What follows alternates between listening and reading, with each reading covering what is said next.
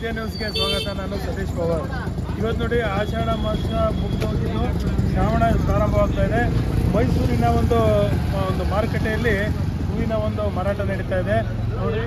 ತುಂಬ ಈ ಮಾರುಕಟ್ಟೆ ತುಂಬನೇ ಹೂ ಬಂದಿದೆ, ವಿವಿಧ ರೀತಿಯ ಹೂಗಳು ಬಂದಿದೆ. ಈ ಹೂಗಳಿಗೆ ಪೆಂಡಿ ರೀತಿಯಲ್ಲಿ ಹೂವನ್ನ ಮಾರಾಟ ಮಾಡ್ತಾ ಇದ್ದಾರೆ. ಇದಕ್ಕೂ ದೇವಸ್ಥಾನಕ್ಕೆ ತಗೊಂಡೋಗೋಕ್ಕೆ ತುಂಬ ಉತ್ತಮವಾದ ಹೂಗಳು ಬಂದಿದೆ. ಈ ಮೈಸೂರಿನ ವಿವಿಧ ಗ್ರಾಮಗಳ ಸಮೀಪದಿಂದ ಒಂದು ಮಾರುಕಟ್ಟೆಗೆ ಹೂ ಬಂದಿದ್ದು ಜನರು ಸಹ ಮುಂಜಾನೆ ಬಂದ್ಬಿಟ್ಟು ಹೂವನ್ನ ತಗೊಳ್ಳುವಂಥ ಒಂದು ಕಾರ್ಯ ಮಾಡ್ತಾ ಇದ್ದಾರೆ. ಆದ್ಯ ನ್ಯೂಸ್ನೊಂದಿಗೆ ಸತೀಶ್ ಪವಾರ್, ಮೈಸೂರಿನಿಂದ.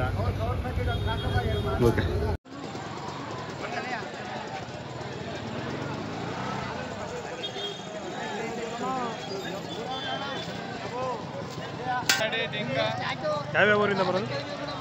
ಬನಂಗಾಡಿ, ಪಿಂಡಳ್ಳಿ, ಎರಗನಹಳ್ಳಿ, ಸಾಯಪ್ಪನಹಳ್ಳಿ, ಮರೇನಹಳ್ಳಿ. ಯಾವ್ಯಾವ ಥರದ್ದು ಹೂ ಬರುತ್ತೆ?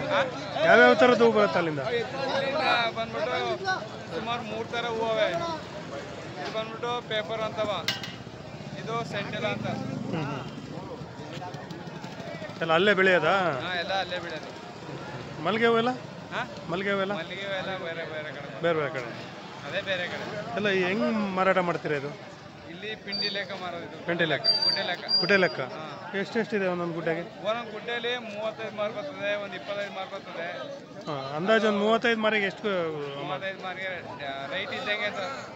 ಹೆಂಗೆ ಇವತ್ತಿನ ರೇಟ್ ಹೆಂಗಿದೆ? ಇವತ್ತಿನ ರೈಟು 1,500, 1,200 ಹಿಂಗೆ.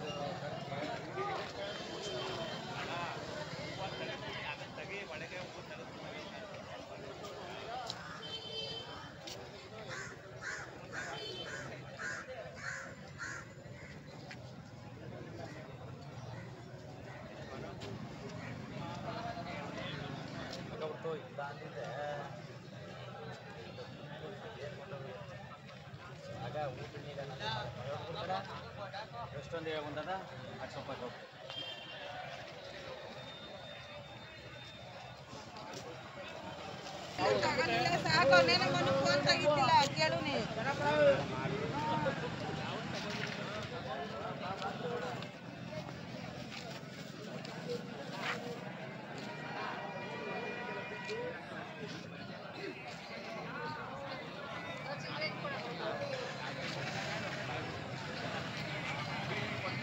ಚಿಲ್ಲರೆ ಎಲ್ಲ 100 ರೂಪಾಯಿ ಅಲ್ವಾ?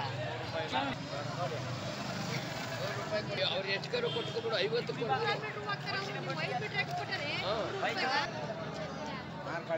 ಒಂದು